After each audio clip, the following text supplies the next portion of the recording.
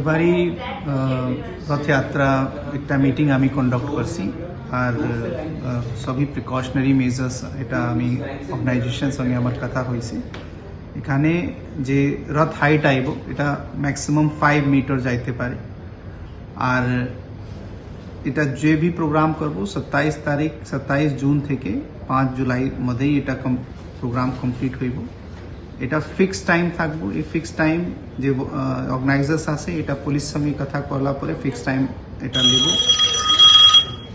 আর যে অর্গানাইজার আছে অর্গানাইজার্স আপনার থেকে ভলেন্টিয়ার্স দেব, এসডিএমএ ম্যান পাওয়ার থাকবো, হেলথ আর যে এমার্জেন্সি সার্ভিসেস ফায়ার সার্ভিসেস এখান থেকে যে প্রজেকশন থাকবো এখান থেকে বোথ হেলথ আর ফায়ার সার্ভিসেস থাকবো। আর যে এনডিআরএফ আর এসডিআরএফ আছে এইগুলি স্ট্যান্ড বাই থাকবো, দরকার হইলা পরে ক্রাউড কন্ট্রোল মাধ্যমে অথবা রেস্কিউ মাধ্যমে এটা মোবিলাইজ হইব। সঙ্গে সঙ্গে যে ভি রথ কনস্ট্রাক্ট হবো এটা ফুলি উডেন রথ হইব, কোনো মেটাল পার্টিকল এটা ইউজ হইব না। আর রথ তৈয়ার হইলা পরে এটা অ্যাপ্লিকেশন দেব একটা আমরা কাছে, এরপরে পুলিশ পিডব্লিউডি আর ট্রাফিক এটা রথে ইন্সপেকশন করবো আর এনওসি মিললে পরে এটা পজিশন মধ্যে রথ ইনভলভ হইব। আর ম্যাক্সিমাম 5 পার্সন অনবোর্ড থাকবো।